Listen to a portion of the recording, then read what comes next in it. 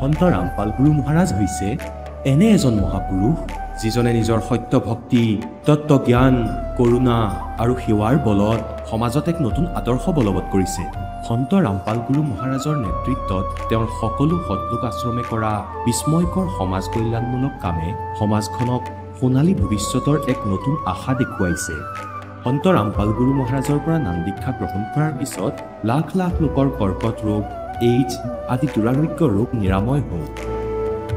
সন্তজনাৰ জ্ঞানৰ পৰা অনুপ্ৰাণিত হৈ তেওঁৰ অনুগামীসকলে লাখ লাখ ইউনিট ৰক্তদান কৰে। সন্তজনাই লাখ লাখ ভগ্নী কন্যাৰ যৌতুকমুক্ত বিয়াৰ আয়োজন কৰালে। সন্তজনাই লাখ লাখ মানুহক ড্ৰাগছ আসক্তিৰ পৰা মুক্ত কৰিলে। কোটি কোটি ধ্বংসপ্ৰাপ্ত পৰিয়াল শান্তিত লাগিল।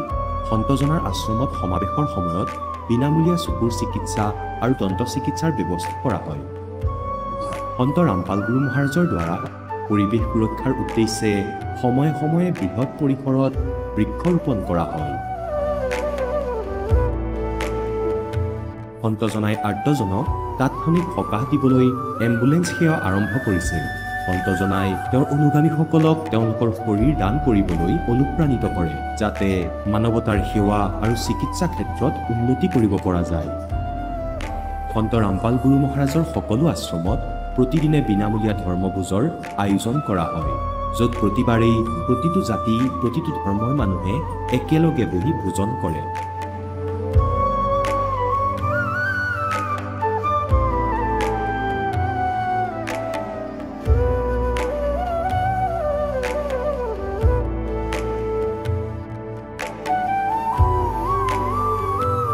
সন্ত ৰামপাল গুৰু মহাৰাজৰ আশ্ৰমত সহস্ৰাধিক বৃদ্ধ বৃদ্ধাই শ্ৰদ্ধা আৰু মৰমেৰে জীৱন যাপন কৰাৰ সুযোগ পায়। তেওঁলোকৰ থকা খোৱাৰ আৰু স্বাস্থ্যৰ সম্পূৰ্ণ দায়িত্ব সন্ত ৰামপাল গুৰু মহাৰাজে বহন কৰে। অনাথ শিশুৰ বাবে সন্ত ৰামপাল গুৰু মহাৰাজৰ সকলো আশ্ৰম বিশেষ বৰদানতকৈ কম নহয়, য'ত তেওঁলোকক শিক্ষা, সংস্কাৰ আৰু ভৱিষ্যতৰ বাবে উন্নত সুবিধা প্ৰদান কৰা হয়। বানপানী, ভূঁইকঁপ বা মহামাৰী যিয়েই নহওক, সন্ত ৰামপাল গুৰু মহাৰাজ আৰু তেওঁৰ অনুগামীসকল সদায় আৰ্তজনৰ বাবে আগ্ৰনোৱা হৈ থাকে। কোভিড মহামাৰীৰ সময়ত সন্ত ৰামপাল গুৰু মহাৰাজৰ আশ্ৰমৰ পৰা কোটি কোটি লোকক খাদ্য, ঔষধ আৰু জীৱন ৰক্ষক সামগ্ৰী যোগান ধৰা হৈছিল। দুখীয়াক সকাহ কৰাই হওক বা যিকোনো শোষিত বা নিপীড়িত শ্ৰেণীৰ অধিকাৰ আৰু মৰ্যাদাৰ বাবে যুঁজ দিয়াই হওক, সন্ত ৰামপাল গুৰু মহাৰাজে সদায় তেওঁলোকৰ সকলো ন্যায্য দাবী চৰকাৰৰ ওচৰলৈ লৈ গৈছে আৰু তেওঁলোকক উপযুক্ত ন্যায় প্ৰদানৰ ক্ষেত্ৰত গুৰুত্বপূৰ্ণ ভূমিকা পালন কৰি আহিছে। সমাজত আধ্যাত্মিক আৰু সামাজিক মূল্যবোধৰ প্ৰতি সজাগতা অনাৰ প্ৰতিটো পদক্ষেপতে সন্ত ৰামপাল গুৰু মহাৰাজ মানৱতাৰ প্ৰকৃত সেৱক হিচাপে প্ৰমাণিত হৈছে। সন্ত ৰামপাল গুৰু মহাৰাজৰ জীৱনে আমাক শিকাইছে যে প্ৰকৃত সেৱা সেইটোহে যিটো নিস্বাৰ্থভাৱে কৰা হয়। আহক আমিও এই মহান সন্তজনৰ এই মহান সেৱাৰ কামত যোগ দিওঁ আৰু সন্ত ৰামপাল গুৰু মহাৰাজৰ পৰা নাম দীক্ষা লৈ আমাৰ জীৱন ধন্য কৰি তোলোঁ।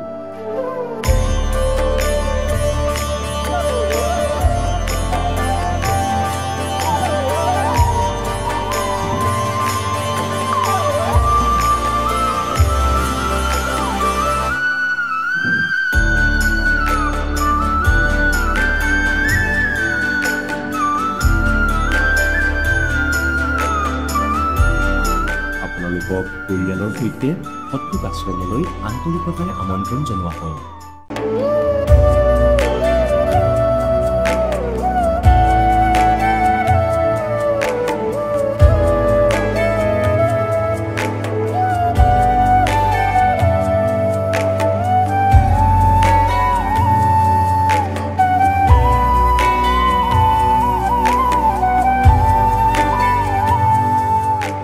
নমস্কাৰ ছাৰ। নমস্কাৰ ছাৰ। আপোনাৰ শুভ নামটো? মোৰ নাম ৰাজাৰাম বসুমতাৰী। আপুনি ক'ৰ পৰা আহিছে? মই শোণিতপুৰ জিলা ঢেকীয়াজুলি, অসমৰ পৰা আহিছোঁ। আপুনি সন্ত ৰামপাল গুৰু মহাৰাজৰ পৰা নাম দীক্ষা কেতিয়া লৈছে? মই সন্ত ৰামপালজী গুৰু মহাৰাজৰ পৰা নাম দীক্ষা 2020 জানুৱাৰী 12 তাৰিখে নাম লৈছিলোঁ হেলেমত। তেখেতৰ পৰা নাম দীক্ষা লোৱাৰ আগতে আপুনি পৰম্পৰাগত অন্য কিবা ভক্তি সাধনা কৰিছিলনে?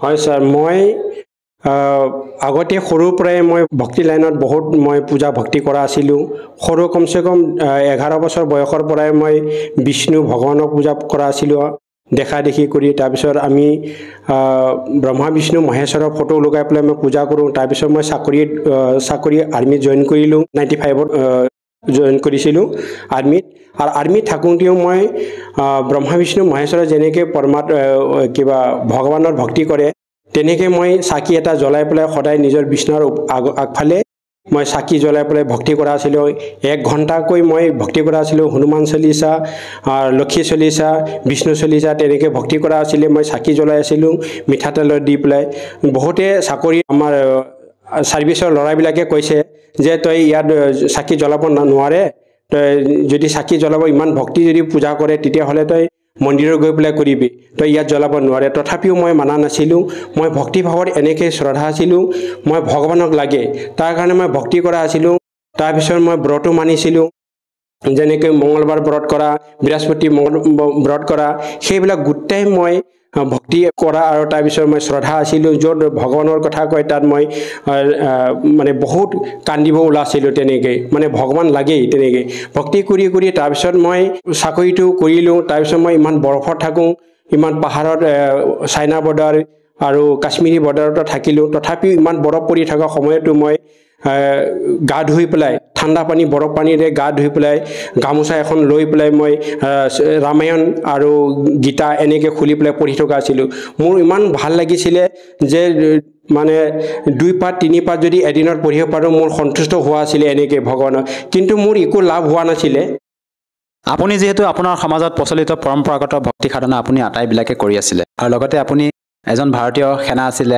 আৰু তাত থকা পিছতো আপুনি ভগৱানৰ ভক্তি কৰিছিলে বিভিন্ন ধৰণে আপুনি ভক্তি সাধনা কৰি আছিলে তেনে ক্ষেত্ৰত স্যাৰ আপুনি সন্ত ৰামপাল গুৰুমহাৰাজলৈ কিয় আহিব লগা হ'ল মই তাৰমানে এনেকৈ এটা আমাৰ ঘৰত গাঁৱত মানে ভক্তি কৰা এনেকৈ শ্ৰীমদ ভাগৱত গীতা পাঠ কৰা গাঁৱতে আছে আৰু আমাৰ মাও মানে এইটো ভক্তি লাইনত আছিলে তাৰপিছত মই বছৰে গুৰু ধাৰণ কৰা নাই গুৰু ধাৰণ কৰাই নাই কিন্তু তথাপিও মই ভগৱানক বিচাৰি থাকোঁ আৰু ভগৱানৰ বিষয় লৈ মই সব কিছু কৰিবলৈ চেষ্টা কৰোঁ তেতিয়া এদিন মোৰ ঘৰতে ভাগৱত কৰিবলগীয়া আছিলে সেই ভাগৱতত মই আহিব নোৱাৰিলোঁ ছুটি তাৰপিছত মই বছৰে পাতে এবাৰ দুবাৰ এনেকৈ পাতি থাকে তেতিয়া ভাগৱত পাতোঁতে তাৰপিছত প্ৰসাদ খাবলৈ কাৰণে মই ঘৰৰ ওচৰৰ এজন মানে আমাৰ বাইদেউৰ ল'ৰাজনক মাতিছিলোঁ সিহঁতৰ ঘৰৰ পৰা কোনো নাহিলে মই বোলে কিয় নাহিলে আমাৰ এতিয়া ভাগৱত পঢ়িছে প্ৰসাদ খাবৰ কাৰণে গাঁৱৰ ওচৰৰ মানুহবিলাকক খবৰ দিয়া ঘৰৰ ওচৰৰ মানুহবিলাকক খবৰ দিয়া কিয় প্ৰসাদ নাখায় তেতিয়া মই প্ৰশ্ন কৰোঁতে তেতিয়া ফোনত মই কথা পাতিলোঁ আমাৰ ভগতমতীৰ লগত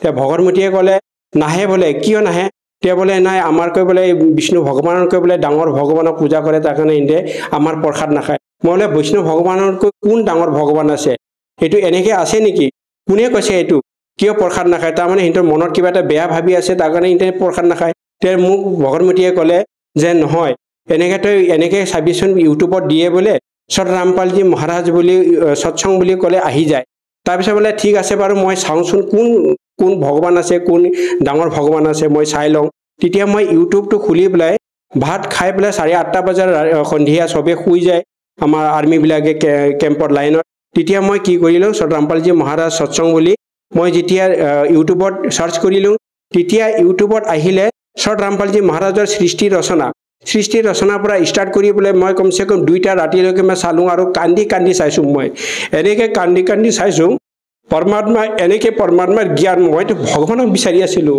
এই ভগৱানক বিচাৰি মই কিমান পূজা কৰিলোঁ ভক্তি কৰিলোঁ মই বোলে এদিন মই যদি বিষ্ণু হৈ যায় তেতিয়াহ'লে ইমান লৰাই ঝগড়া কৰি আছে গোটেই এক চক্ৰৰ পৰা কাটি পেলাম তে এইবিলাক কথা ভাবা আছিলোঁ মই বোলে সব ডাঙৰ বুলি কয় বিষ্ণুৱে ডাঙৰ বুলি কয় কেতিয়াবা ব্ৰহ্মাই ডাঙৰ কৰে কেতিয়াবা শংকৰে ডাঙৰ কৰে চবেই বেলেগ পূজা কৰে তিনিজনক কিয় পূজা নকৰে আৰু দুৰ্গাক পূজা কৰে তেতিয়াহ'লে এইটো ভগৱান এতিয়া এনেকৈ কথা কৈ আছে সত ৰামপালজী মহাৰাজে এইটোহে সত্য কথা ভগৱানে এটা বুলি কোৱাটো আজিহে গম পাইছোঁ এনেকৈ আৰু এটা ভগৱান বুলি আজি কিয় এইবিলাক তেতিয়াহ'লে কিয় ভক্তি কৰা নাই তেতিয়া লগে মই কি কৰিলোঁ দুসৰা দিন গৈ পেলাই বেলেগ দিনাখন মই মাৰ্কেটত গৈ পেলাই কম্পিউটাৰ দোকানত কবিৰ চাহেবৰ ফটো আছে নেকি ৰামপালজী মহাৰাজৰ ফটো আছে নেকি ক'তো নাপালোঁ মই তাৰপিছত মই কম্পিউটাৰত ক'লোঁ যে আপোনালোকে কম্পিউটাৰ ওলাই দিয়কচোন ৰামপালজী মহাৰাজ বুলি আপুনি ফটোটো চাৰ্চ কৰক আৰু কবিৰ চাহেবৰ চাৰ্চ কৰক তাৰপিছত কবিৰ চাহেবৰ ফটোটো তাতে সাৰ্চ কৰোঁতে গুগলত আহিলে তাৰপিছত মই দুটা কপি কৰি পেলাই তাৰপিছত পিছদিনাখন আনি পেলাই মই এনেকৈ হনুমানৰ ফটো ব্ৰহ্মা বিষ্ণু মহেশ্বৰৰ ফটো তাৰপিছত লক্ষীৰ ফটো এনেকৈ লগাই পেলাই মই সদায় চাকি দি আছিলোঁ তাতে আমি কবিৰ চাহেব আৰু ছত ৰামপালজী মহাৰাজৰ ফটোটো ৰাখি পেলাই তাত মই ভক্তি কৰিব ষ্টাৰ্ট কৰিলোঁ ঘিউৰ চাকি দিব লাগিব কোৱাৰ কাৰণে মই ঘিউ আনিলোঁ বাতি তাতে তেনেকৈ পৰি থকা বাতিতে মই জ্বলাই থাকোঁ তাৰপিছত ভক্তি কৰি মই 12 তাৰিখে ডিচেম্বৰৰ 12 তাৰিখে 12টা বজাত মই লৈছোঁ আৰু তাৰপিছত মই এমাহৰ পাছতে ছুটি আহি পেলাই যেতিয়া নাম হেলেমত জানুৱাৰী 12 তাৰিখ 2020 হেলেমত গৈ পেলাই মই নাম দীক্ষা লৈছোঁ 12 তাৰিখে নাম লোৱাৰ লগে লগে মই এনেকৈ শান্তি পালোঁ এনেকৈ ভাল লাগিলে মোৰ তাৰপিছত আহি পেলাই ঘৰত বেলেগ ধৰণৰ এটা অনুভৱ হৈছে ছত ৰামপালজী মহাৰাজৰ তাৰ আসন বনাই পেলাই তাত দীপক জ্বলালোঁ জ্বলাই পেলাই আমাৰ ছত ৰামপালজী মহাৰাজৰ ভক্তি কৰি থাকিলোঁ ছাৰ আমি আপোনালোকৰ সন্ত ৰামপাল গুৰুমাজৰ ভক্তসকলৰ যেতিয়া অনুভৱ শুনো তেওঁলোকে মত ব্যক্ত কৰে যে তেখেতৰ পৰা নাম দীক্ষা লোৱাৰ পিছত বিভিন্ন প্ৰকাৰে লাভ পায় বুলি আপুনি যিহেতু এজন ভাৰতীয় সেনা হিচাপে আপুনি তেখেতৰ জ্ঞান বুজি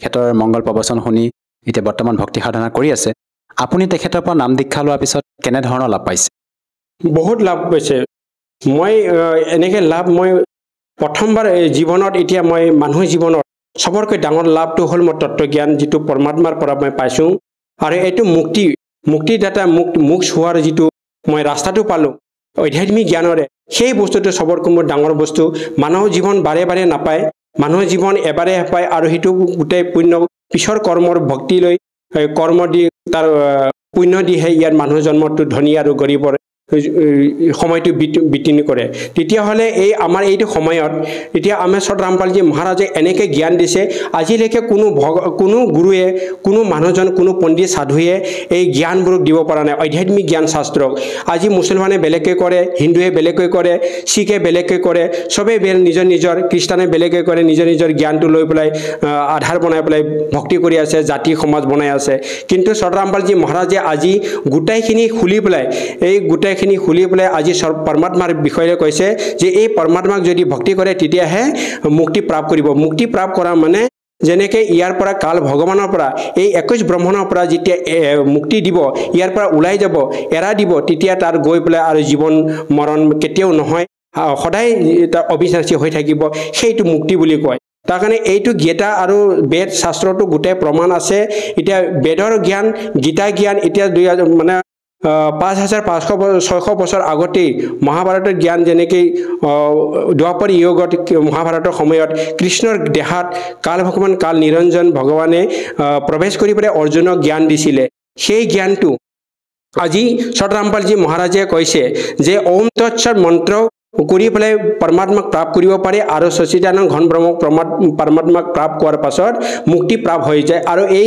এইটো লোকত যোৱাৰ পাছত আৰু এই সংসাৰত কেতিয়াও ঘূৰি আহিব নালাগে আৰু জন্ম মৃত্যুৰ চক্ৰ থাকিব নালাগে তাৰ কাৰণে ছত ৰামপালজী মহাৰাজে আজি যিটো জ্ঞান দিছে সেই জ্ঞানটো আজি কোনো গুৰুৱে দিব পৰা নাই তাৰ কাৰণে কৈছে উল্টা লটকা পিপলকৈ ব্ৰিজ মানে যেনেকৈ ওপৰফালে জ্বৰ আৰু তলফালে গোটেই গছ আৰু তাৰ ডালি পাত এই পাতকেইটা গোটেই জ্বৰৰ পৰা শিপাৰ পৰা যদি পাতৰ গোটেইখিনি ক'বলৈ পাৰে এই জ্ঞানটো যদি যোনে ক'ব পাৰে সেইটো হ'ল তত্ত্বদৰ্শী সন্ত সেই তত্ত্বদৰ্শী সন্তে আজি গোটেইখিনি কথা কোনে শিপা কোন হয় গছ কোন হয় ডালি কোন হয় আৰু পাত কোন হয় আজি ছত ৰামপালজী মহাৰাজে সম্পূৰ্ণ ভাঙি পেলাই কৈছে আৰু পূৰ্ণং ব্ৰহ্ম কবিৰ চাহেবৰ ভগৱান বুলি আমাক শুনাইছে দেখাইছে কিন্তু আজি আমি শাস্ত্ৰ বেদ পঢ়ি পেলাই গম পালোঁ ছত ৰামপালজী মহাৰাজে যিটো দিছিলে সেইটো বুজি আমি প্ৰমাণ চাইছোঁ শ্ৰীমদ ভাগৱত গীতা প্ৰেছ গৰখপুৰৰ পৰা মই অৰ্ডাৰ কৰি ছত ৰামপালজী মহাৰাজৰ যিটো জ্ঞান দিছিলে সেইটো মিলাই চালোঁ তাৰপিছত শ্ৰীমদ ভাগৱত গীতা আনিলোঁ শ্ৰীমদ দেৱী পুৰাণ আনিলোঁ মাৰ্কেন্দ্ৰীয় পুৰাণ আনিছোঁ তাৰপিছত শিৱ পুৰাণ আনিছোঁ গোটেইকেইটা আনি পেলাই মই মিলাই চাইছোঁ সম্পূৰ্ণ কথা ছত ৰামপালজী মহাৰাজে আজি শাস্ত্ৰমতে ভক্তি দি আছে সেই ভক্তিটো আজি কোনো গুৰুৱে দিব পৰা নাই সেই বস্তুৰ জ্ঞানেই নাই আজি ছত ৰামপালজী মহাৰাজে গোটেই খুলি পেলাই শাস্ত্ৰমতে ভক্তি দি পেলাই আমাক ভক্তি দিছে আজি এই ভক্তি আমি কৰি আছোঁ ছাৰ আৰু এটা কথা জানিব বিচাৰিছোঁ আমি শুনিছোঁ যে আপোনালোকৰ গুৰু সন্ত ৰামপাল গুৰুমাজে শ্ৰাদ্ধ শ্ৰাদ্ধ কৰ্মকাণ্ড এইবিলাক কৰিবলৈ মানা কৰে প্ৰকৃততে সন্ত ৰামপাল গুৰুমাজে এই কৰ্মকাণ্ডবোৰ কিয় কৰিবলৈ মানা কৰে গীতা অধ্যায় 9 শ্লোক 25 কৈছে ভূতক যদি দেৱতাক পূজে দেৱতাক প্ৰাপ্ত কৰিব ভূতক পূজিলে ভূতক প্ৰাপ্ত কৰিব আৰু পিতৰক পূজিলে পিতৰক প্ৰাপ্ত হ'ব তাৰ কাৰণে আমি এই মন মানা আচৰণ কৰিব নালাগে যদি এইটো পূজা কৰোঁ তেতিয়াহ'লে আমি ভূত হ'ম ভূত প্ৰেত আৰু পিত্তৰ আৰু দেৱতা লোকৰ যাব দেৱতা লোক পোৱাৰ পাছতো স্বৰ্গ পোৱাৰ পাছতো আৰু এই পৃথিৱীলৈ ঘূৰি আহি পেলাই আৰু ভক্তি সাধনা কৰি পেলাই তেনেকৈ 84 লাখ ভুগি থাকিবলগীয়া হয় মুক্তি প্ৰাপ্ত কৰিব নোৱাৰে তাৰ কাৰণে এই মানা কৰা আছে ছাৰ আৰু কথা জানিব বিচাৰিছোঁ যিহেতু আপুনি এগৰাকী ভাৰতীয় সেনা আছিলে বৰ্তমান আপুনি অৱসৰপ্ৰাপ্ত আপুনি যিহেতু এজন শিক্ষিত ব্যক্তি সেই হিচাপে মই জানিব বিচাৰিছোঁ আমি শুনিছোঁ যে সন্ত ৰামপাল গুৰুমহাৰাজৰ পৰা নাম দীক্ষা লৈ বহুতে নিচাও ত্যাগ কৰিব পাৰিছে যিসকল শ্ৰদ্ধালুৱে তেখেতৰ পৰা নাম দীক্ষা লয় তেওঁলোকে কেনেকৈ নিচা ত্যাগ কৰিবলৈ সক্ষম হয় হয় ছাৰ মই আগতে নাম লোৱাৰ পিছত ৰামপালজী মহাৰাজৰ নাম দীক্ষা লোৱাৰ আগতেই মই চাকৰি যেতিয়া আছিলোঁ মই এনেকৈ মাংস কাটা আছিলোঁ এনেকৈ ৰম চিগাৰেট এইবিলাক খোৱা আছিলোঁ মাংস মানে 200-250 এনেকৈ মুৰ্গী কাটি পেলাই মই কিবা কৰা আছিলে মোক জালাত বুলি কৈছিলে কিন্তু মাছ মাংস খোৱাত মই বহুত উস্তাদ আছিলোঁ আৰু তেনেকৈ মদ পানী খোৱাটো মই উস্তাদ আছিলোঁ ঘৰত আহিলে মানে গুটকা কমচে কম 40-50 টকাৰ মই গুটকা খোৱা আছিলোঁ 4টা পকেট থাকে আৰ্মিৰ পকেটত গোটেই পকেটৰ মোৰ ভৰ্তি গুটকা কিনি লৈ যোৱা আছিলোঁ 1 মিনিট 2 মিনিট গেপ থাকে তাৰপিছত মই এনেকৈ খোৱা আছিলোঁ তাৰপিছত এইবিলাক বস্তু ৰামপালজী মহাৰাজৰ চৰণৰ আহাৰ পাছত সেই বস্তুবিলাক মই এনেকৈ পাহৰি গ'লোঁ এনেকৈ ইচ্ছা মোৰ ভিতৰৰ পৰা ওলাই গ'ল এতিয়ালৈকে মনত নপৰে ৰামপালজী মহাৰাজৰ ভক্তি লোৱাৰ পাছত মন্ত্ৰ এনেকৈ শক্তি আছে ৰামপালজী মহাৰাজৰ জ্ঞানৰ এনেকৈ শক্তি আছে সেই জ্ঞানটো পাই পেলাই আৰু সেই মন্ত্ৰটো পাই পেলাই আপোনাৰ এই ইচ্ছাবিলাক পাহৰি যায় ইচ্ছাবিলাক গুচি যায় আৰু ৰামপালজী মহাৰাজৰ মন্ত্ৰৰ ইমান শক্তি আছে আপোনাৰ ইচ্ছা আহিবলৈ নিদিয়ে যিমানেই ডাঙৰ তাৰ নিচা হওক যিমানেই তাৰ বেয়া তাৰ অভ্যাস হওক গোটেইকেইটা গুচি যায় জ্ঞান দ্বাৰাই ৰামপালজী মহাৰাজৰ মন্ত্ৰৰ শক্তি আছে আৰু সত্য ভক্তি তাৰ কাৰণে সেইবিলাক সম্ভৱ হয় ছাৰ আপুনি আৰু পাৰিবাৰিকভাৱে অন্য কিবা আৰু লাভ পাইছেনে পাৰিবাৰিক লাভত মানে আমাৰ এতিয়া ধৰি লওক আমাৰ দেউতা ইয়ে কমচে কম 6-7টা মান তাৰ বেমাৰ আছিলে সেই বেমাৰবিলাক তাৰ নাম লোৱাৰ লগে পাছে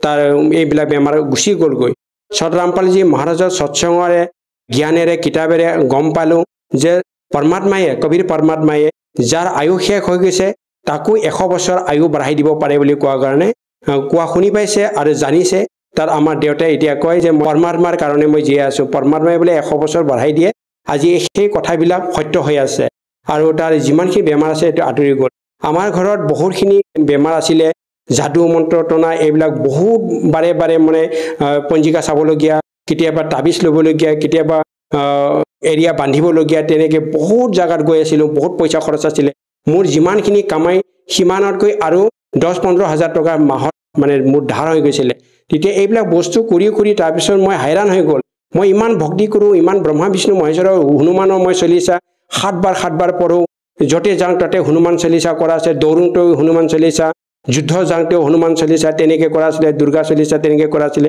তাৰপিছত এইবিলাক বস্তু মই একো লাভ নাপালোঁ ঘৰৰ মোৰ পইচা খৰচ পূৰা হৈ যায় তাৰপিছত তাৰ আগতে ধাৰ বিচাৰিবলগীয়া হৈ যায় মই বোলে ইমান পইচা মই ইনকাম কৰোঁ ক'ত যায় এইবিলাক বস্তু মোৰ এনেকৈ হোৱা আছিলে তাৰপিছত আহোঁ মই দুখী হৈ যাওঁ আৰু দুখী হৈ যাওঁ ঘৰৰ হাই কাজিয়া হৈ যায় যাদুৰ মন্ত্ৰ মই পঞ্জিকা চাওঁতে মোৰ এমাহ আৰু 20 দিনটো শেষ হৈ যায় তাৰপিছত মই বহুত চিন্তা কৰোঁ যে মই ইমান ভগৱানক পূজা কৰোঁ তথাপি কৰে কেনেকৈ ভগৱানক প্ৰাপ্ত হয় ভগৱানক আৰু ভক্তি বঢ়াই দিওঁ আৰু মই ওচৰতে দিওঁ দান পুণ্য কৰোঁ তথাপিও মোৰ লাভ নহয় তাৰপিছত ৰামপালজী মহাৰাজৰ ভক্তি লোৱাৰ পাছত এই যাদু টনা বান মাৰা ঘৰ বান্ধা পঞ্জিকা চোৱা আজিলৈকে ক'ত গুচি গ'ল কোনো ধৰিবই নোৱাৰে আজি ইমান শান্তি পাইছোঁ ৰামপালজী মহাৰাজৰ নাম লোৱাৰ পাছত জ্ঞান প্ৰাপ্ত হোৱাৰ পাছত একমাত্ৰ মুক্তি প্ৰাপ্ত হোৱাই মানুহৰ কল্যাণকাৰী আৰু মানুহৰ বোলে প্ৰথম দায়িত্ব সেই বস্তুটো আজি পাই পেলাই মই মুক্তিৰ কাৰণে এতিয়া ভক্তি কৰি আছোঁ আৰু শান্তি আজি মোৰ ঘৰত কোনো হাৱা বতাহ এইবিলাক কোনো আক্ৰমণ নাই ৰামপালজী মহাৰাজৰ দয়াত কবিৰ পৰমাত্মাৰ দয়াত ছাৰ আপুনি সন্ত ৰামপাল গুৰুমহাৰাজৰ পৰা নাম দীক্ষা লোৱাৰ পিছতে আপুনি বিভিন্ন প্ৰকাৰে লাভ পালে শাৰীৰিকভাৱে হওক বা আৰ্থিকভাৱে হওক যিসকল দৰ্শকে আজি আপোনাক টিভি স্ক্ৰীণত প্ৰত্যক্ষ কৰি আছে তেওঁলোকক আপুনি কি বাৰ্তা দিব বিচাৰে যাতে তেওঁলোকেও আপোনাৰ দৰে উপকৃত হ'ব পাৰে মই এইটোৱে ক'বলৈ বিচাৰিছোঁ এইটোৱে মই প্ৰাৰ্থনা কৰিছোঁ জগতৰ সকলো ভাই বহিন আৰু দাদা বাইদেউ পোৱালি ল'ৰা ছোৱালী এইবিলাকক মই সকলোকে মই প্ৰাৰ্থনা কৰোঁ যে আজিৰ দিনত মানুহে জীৱন বাৰে নাপায় মানুহে জীৱন বহুত দুৰ্লভ মিলে না বাৰম্বাৰ তাৰ পাছে পাতা তুৰ গিৰে বহুত নালাগতে দাঁত তাৰমানে পাতা যেনেকৈ বছৰত বৈশাখ জেঠত নতুন পাত আহে বছৰ ঘূৰোঁতে পকি পেলাই কৰি যায় আৰু সেই পাতটো দুবাৰ নালাগে তেনেকৈ মানুহৰ জীৱন তে সংসাৰৰূপী বৃক্ষৰ কথাৰ মতে তেতিয়া এতিয়া আমি বাৰে বাৰে জন্ম মৃত্যু হৈ থকা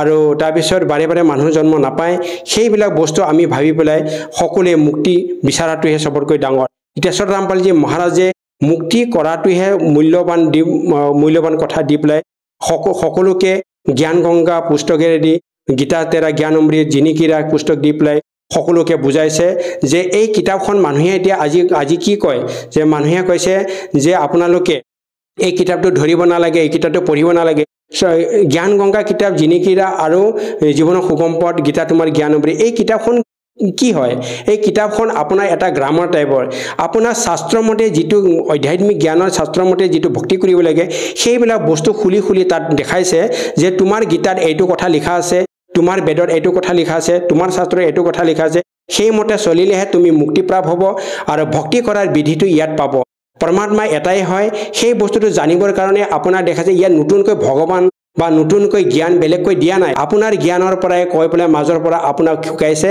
কোনো ধৰ্মগুৰুৱে এইটো কোৱা নাই কোনো ধৰ্মৰ গুৰুৰ শক্তি নাই কোনোৱে এইটো বুজি নাপায় তাৰ কাৰণে সেইবিলাক কৰি আছে আজি সত ৰামপালজী মহাৰাজে কৈছে যে তোমাৰ জ্ঞানটো তোমাৰ ঘৰতে মই এই কিতাপৰ মাধ্যমেৰে বুজাই আছো সকলোৱে বুজি পেলাই আহক আৰু কল্যাণ কৰক নহলে এই সংসাৰত জন্ম মৃত্যু হৈ থাকিব আৰু 84 লাখ ভুগি থাকিব কৰ্মমতে চলি থাকিব ইয়াত বাৰে বাৰে জন্ম মৃত্যুৰ কষ্ট ভুগি থাকিব নহলে আপোনাৰ মুক্তি কেতিয়াও নহব সেইটোৰ কাৰণে জ্ঞান গংগা জিনিকিৰা গীতা তোমাৰ জ্ঞান অমৃত পঢ়ি পেলাই আপুনি বুজিব লাগে আৰু নিজৰ আত্মা মুক্তি কৰাব লাগে আত্মজ্ঞান আৰু পৰমাত্ম জ্ঞান নিজৰ আত্মাৰ বিষয়ে ভাবিব লাগে শৰীৰৰ বিষয়ে ভাবিব নালাগে শৰীৰটো আজি আছে কালি নাই তাৰপিছত মৰাৰ পাছত আৰু যাব আপুনি 84 লাখত আৰু পুনৰ জন্ম পালেও আপোনাৰ পুণ্যমতে এইটো জন্ম যি পুণ্য কৰিছে যিটো কাম কৰিছে কৰ্ম কৰিছে সেইমতে আগলৈ জন্মত পাব সেই বস্তুটো আপোনাৰ হয়তো দুখ হ'ব পাৰে হয়তো আপোনাৰ ভাতৰ কোনো মানে ভাগ্যও নহ'ব পাৰে বা হয়তো আপুনি ধনীমণি হৈ থাকিব পাৰিব কিন্তু সেই বস্তু বেছি দিন নহয় নাচোৱান শৰীৰ যোৱাৰ পাছত গোটেই থাকি যায় আৰু জীৱন আত্মাটো কান্দি টপলা বান্ধি পাপ আৰু পুণ্যটো লৈ পেলাই ঘূৰি থাকে যাৰ যদি তততসে সন্তচৰণ যদি আহে তেতিয়াহ'লে আপুনি মুক্তি প্ৰাপ্ত হ'ব আৰু মৰ্যাদা থাকি পেলাই ভক্তি কৰিলে সেই জ্ঞানেৰে আপুনি মুক্তি প্ৰাপ্ত হ'ব যদিহে কোনো লোকে তেখেতৰ পৰা নাম দীক্ষা ল'ব বিচাৰে কেনেকৈ ল'ব পাৰিব ছাৰ এতিয়া আজিকালি বহুত সহজ আগতে আমি ইমান পোৱা নাছিলোঁ এতিয়া কি হয় আজি টিভি চেনেলত দিছে সাধনা টিভিত দিয়ে সন্ধিয়া 7:30 পৰা 8টা লৈকে তাৰ পিছত ৰাতিপুৱা দিয়ে 6টাৰ পৰা 7টা লৈকে অসমীয়া চেনেল এতিয়া আপোনালোকে টিভি চাই পেলাই তাৰ তলত এটা পাত্তি যায় হালধীয়া পাত্তি তাৰ নম্বৰ আহে সেই নম্বৰৰ কন্টেক্ট কৰি পেলাই আপোনালোকে নাম দীক্ষা ল'ব পাৰে আৰু সকলো ষ্টেটতে সকলো ৰাজ্যতে ডিস্ট্ৰিক্ট বাই ডিস্ট্ৰিক্ট আপোনাৰ নাম দীক্ষা কেন্দ্ৰ খুলিছে সত ৰামপালজী মহাৰাজে এনেকৈ সুবিধা কৰি দিছে বেছি দূৰতো যাব নালাগে আপুনি তাৰ কন্টেক্ট নম্বৰ লৈ পেলাই সেইটো জায়গাত গৈ আপুনি নাম দীক্ষা লৈ পেলাই ভক্তি কৰিব পাৰে আৰু লগতে আজি মোবাইলৰ যুগ হয় আপোনালোকতে সবতে মোবাইল থাকে মোবাইল যেনেকৈ মই মোবাইলত চাই পেলাই সত ৰামপালজী মহাৰাজক মই সৎসংগ চাইছিলোঁ জ্ঞানটো পাইছিলোঁ তেনেকৈ আপোনালোকে মোবাইলত সত ৰামপালজী মহাৰাজ সৎসংগ বুলি সত ৰামপালজী মহাৰাজ বুলি আপুনি যদি সাৰ্চ কৰিব তেতিয়াহ'লে আপুনি সত ৰামপালজী মহাৰাজৰ সৎসংগ পাব সকলো সৎসংগ আপুনি তাতে পাই যাব আপোনালোকে মোবাইলেদি সত ৰামপালজী মহাৰাজৰ জ্ঞান প্ৰাপ্ত কৰিব পাৰে কিতাপ অৰ্ডাৰ কৰিব পাৰে আপোনালোকে জ্ঞান লৈ পেলাই ভক্তি সাধনা কৰিব পাৰে আৰু মোবাইলৰ যুগটো মোবাইলত আপোনালোকে মোবাইলৰ সত ৰামপালজী মহাৰাজৰ সাৰ্চ কৰিলে আৰু তাৰপিছত সৎসংগ আহিব সৎসংগৰ তলত সৎসংগতে আপোনাৰ নম্বৰ আহিব সেই নম্বৰটো আপুনি ডাইল কৰিলে কন্টেক্ট নম্বৰ পাই যাব আপুনি তাৰপিছত নামদান কেন্দ্ৰ আপোনাৰ ডিষ্ট্ৰিক্টৰ নিজৰ ডিষ্ট্ৰিক্টতে নামদান কেন্দ্ৰ পাব তাৰপিছত আপুনি তাত যোগাযোগ কৰি পেলাই নাম দীক্ষা ল'ব পাৰিব ধন্যবাদ থাকিল ছাৰ এতিয়া জগতগুৰু তত্ত্বদৰ্শী সন্ত ৰামপাল গুৰু মহাৰাজৰ সৎসংগৰ মাধ্যমেৰে সেই অদ্বিতীয় আধ্যাত্মিক জ্ঞানৰ বিষয়ে জানি লওঁ যাৰ মাধ্যমেৰে আপোনালোকেও প্ৰাপ্ত কৰিব পাৰিব এনেকুৱা আধ্যাত্মিক মানসিক আৰু ভৌতিক সুখ যি এতিয়ালৈকে কেৱল আপোনালোকে মীৰাবাই ধ্ৰুৱ প্ৰহ্লাদ আদি কেইজনমান ভক্তৰ জীৱন কথাতহে শুনিছে এতিয়া শুনক তত্ত্বদৰ্শী সন্তৰ সৈতে শাস্ত্ৰ অনুকূল ভক্তি সৎসংগ এনেকুৱা অদ্বিতীয় আধ্যাত্মিক জ্ঞান যাৰ প্ৰমাণ আছে সকলো ধৰ্মৰ সকলো পবিত্ৰ শাস্ত্ৰত পুণ্যাত্মাসকল আমি সুখৰ পৰিভাষাই পাহৰি গৈছো এজন ব্যক্তিৰ 3জন পুত্ৰ আছিল এজনৰ মৃত্যু হৈ গৈছিল এতিয়া তেওঁ কান্দি আছে বেচেৰাই তেওঁ সান্তনা দিবলৈ আহিছিল তেওঁলোকৰ ভিতৰত এজন ব্যক্তি এনেকুৱা আছিল যাৰ পুত্ৰ এজনেই আছিল আৰু তেওঁৰ মৃত্যু 3 বছৰ আগতে 4 বছৰ আগতে হৈছিল তেতিয়া তেওঁ কৈছিলে যে সান্তনা ব্যক্ত কৰিব বিচৰা সকলে যে ভাই এতিয়া একো বেলেগ নহয় সন্তোষ হোৱা সোৱা এইজনৰ এজন পুত্ৰই আছিল তাৰ মৃত্যু হৈ গৈছিল এও এতিয়া সন্তুষ্ট হৈ গল ধৈৰ্য ধৰা সেই ব্যক্তিৰ যাৰ 3জন পুত্ৰৰ এজনৰ মৃত্যু হৈ গৈছিল সন্তোষৰ উশাহ ললে কন্দাও বন্ধ কৰি দিলে আৰু পাছত কি ভাবে যে হে ভগৱান এওঁতকৈতো মোৰেই ভাল এওঁতকৈতো ময়েই সুখী মোৰতো 2জন এতিয়াও বাচি আছে এওঁৰতো এজনেই আছিলে আৰু তেওঁৰো মৃত্যু হৈ গল কওক ইয়াৰ পৰা তেওঁ কি পালে কি তেওঁৰ ল'ৰাজন জীৱিত হৈ গল এনেকৈ আমি এই সুখৰ পৰিভাষা সলনি কৰিব লগা হৈছে বাধ্য হৈ এজন ব্যক্তিয়ে কৈ আছে যে মোৰ ছোৱালী জন্ম হওঁতেই তাইৰ কিডনী নাছিল বহুত চিন্তিত হৈছিল খোৱা বোৱা এৰি দিলে ইমান টেনচন নুসুধিবাই আৰু লৈ যোৱা হ'ল মেডিকেললৈ চৰকাৰী হস্পিটাল PGI তেওঁলোকে ছোৱালীজনীক এডমিট কৰিলে তাত দেখিলে 4টা এনেকুৱা কেছ আৰু আছিল তেতিয়া তেওঁ সন্তুষ্ট হ'ল ওহো ঠিকে আছে এনেকুৱা আৰু আছিলে কওক তেওঁৰ ছোৱালীৰ ক'তনো কিডনী লাগি গ'ল এওঁলোকক চাই দিওঁতে এতিয়া আমি এনেকৈ চালো যে বেলেগ দুখী যেতিয়া আছে গতিকে আমাৰ কোনো চিন্তা নাই আমি দুখী হলেও সেই দুখকে সুখ মানি ললো तो परमात्मा कहते हैं झूठे सुख को सुख है ये मान रहा मनमोद और ये सकल चबीना काल का और कुछ मुख में कुछ गोद এতিয়া পৰমাত্মাই কয় যতে তুমি যিখন লোকত আৰু যি স্বৰ্গত তুমি সুখ বিচাৰি ওলাইছা তাত সুখ নাই परमात्मा कहते हैं आगे गए ना बावड़े रहते भी सब जान बिन साहेब की बंदगी कहीं ठोर ठिकाना ना যে যিসকল প্ৰথমতেই গ'লগৈ ইয়াৰ পৰা তেওঁলোকেতো আহি তোমালোকক একোৱেই কোৱা নাই যে তেওঁলোকৰ কি হ'ল আৰু বাকী যিসকল জীয়াই আছে তেওঁলোকো এনেকৈ গুচি যাব बिन साहेब की बंदगी भक्ति की तो ठोर ठिकाना ना क्या बताते परमात्मा जैसे मोती ओस का ऐसी तेरी आवे गरीब दास करो बंदगी भाई बहोर ना ऐसा दाव এতিয়া যেনেকৈ আপোনালোকৰ মনুষ্য জীৱন হয় মনুষ্য জীৱনত কোনোবাই পুণ্য ভক্তি কৰিলে পুণ্যৰ লগতে ইয়াত পাপো ডিপজিট হয় পুণ্য কম হয় পাপ বেছি হয় আপুনি এনেকুৱা ক্ষেত্ৰতেই জীয়াই আছে যেনেকৈ আপোনালোকে ইয়াত এনেকুৱা স্থানত আছে যেনেকৈ এখন কিবা ফিল্ড হয় পথাৰ হয় আৰু ইয়াত একোকেই নহয় যদি ইয়াৰ হাল নামাৰা যদি ইয়াৰ চোৱা চিতা নকৰা তাত নিজে নিজে ঘাঁহ বন অৰণ্য ইমানেই হৈ যাব যে মাটি দেখা পোৱা নাযাব আৰু ইয়াত খোৱাৰ যোগ্য নিজৰ অন্ন প্ৰাপ্ত কৰিবলৈ বীজ ৰোপণ কৰিবলৈ ইয়াত কিমান পৰিশ্ৰম কৰিব লাগিব প্ৰথমতে ঘাঁহ বন কাটিব লাগিব আকৌ পিছত হাল বা ট্ৰেক্টৰেৰে হাল মাৰিব লাগিব বব লাগিব আৰু আকৌ তাতো খৰচ হ'ব কষ্ট আৰু পৰিশ্ৰম লাগিব তাত আকৌ ঘাঁহ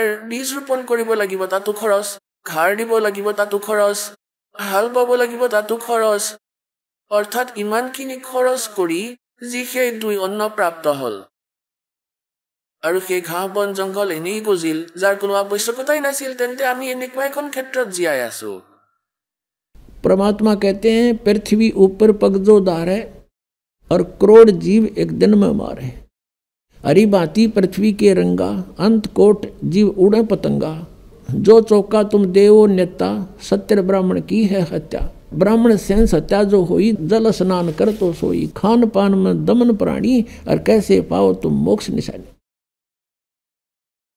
যে এফালেতো তুমি পুণ্য কৰি আছা ইয়াৰ পেৰেলেল আপোনাৰ পাপো হৈ আছে আৰু আপোনালোকৰ দুয়োৰে ভোগ প্ৰাপ্ত হ'ব আপোনাৰ পুণ্য পৃথককৈ লিখা হয় আৰু পাপ বেলেগকৈ লিখা হয়। আপুনি পুণ্যৰ আধাৰত স্বৰ্গলৈ গ'ল। ইয়াত অলপমান কনচেপ্ট ক্লিয়াৰ কৰিব লাগিব যে যেনেকৈ আপোনালোকৰ এক পুণ্য পৰমাত্মা পৰম অক্ষৰ ব্ৰহ্মক এৰি আন কাৰোবাক ইষ্ট বনাই যিকোনো প্ৰভুৰ দেৱতাৰ পূজা কৰা ভগৱানৰ পুৰুষৰ যিদৰে ক্ষৰ পুৰুষ আৰু অক্ষৰ পুৰুষ। গীতাৰ অধ্যায় নম্বৰ 15 শ্লোক 16-17 তিনি পুৰুষ কোৱা হৈছে, এজন ক্ষৰ পুৰুষ, এজন অক্ষৰ পুৰুষ আৰু এজন পৰম অক্ষৰ পুৰুষ। উত্তম পুৰুষ অন্য, এওঁ পৰম অক্ষৰ পুৰুষ, পৰম অক্ষৰ ব্ৰহ্ম হয়। গীতাৰ অধ্যায় নম্বৰ 8 শ্লোক নম্বৰ 3 যাৰ বিষয়ত কোৱা হৈছে যে এওঁ পৰম অক্ষৰ ব্ৰহ্ম হয়। অৰ্জুনে যেতিয়া গীতাৰ অধ্যায় নম্বৰ 8 শ্লোক নম্বৰ 1 প্ৰশ্ন কৰিছিলে, ইয়াৰ উত্তৰ 8:3 দিয়া হৈছে। গতিকে এওঁলোক তিনি পুৰুষ হয়। ক্ষৰ পুৰুষো নাহৱান, অক্ষৰ পুৰুষো নাহৱান, কেৱল পৰম অক্ষৰ পুৰুষ, পৰম অক্ষৰ ব্ৰহ্ম, এওঁ অবিনাশী পৰমাত্মা।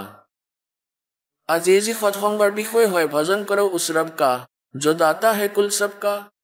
এতিয়া এই কনচেপ্ট ক্লিয়াৰ কৰিবলৈ গোটেই সকলো জীৱনী ইতিহাস শুনোৱা হৈ আছে। এতিয়া ক্ষৰ পুৰুষো নাহৱান, অক্ষৰ পুৰুষৰো ক্লিয়াৰ স্থিতি আছে যে এওঁ অবিনাশী নহয়, বেছিক নাম এওঁৰ অক্ষৰ পুৰুষ হয়। আৰু সেই পৰমাত্মাটো বেলেগহে হয়। গীতাৰ অধ্যায় নম্বৰ 15 শ্লোক 17 তেওঁৰ ভক্তি কৰিলে সেই পৰমেশ্বৰৰ নামত ইমান শক্তি আছে। এই সৎ নামত, সত্য নামত, যি দুটা ঘৰৰ হয়, যে আমাৰ সকলো পাপক তেওঁ নাশ কৰি দিয়ে।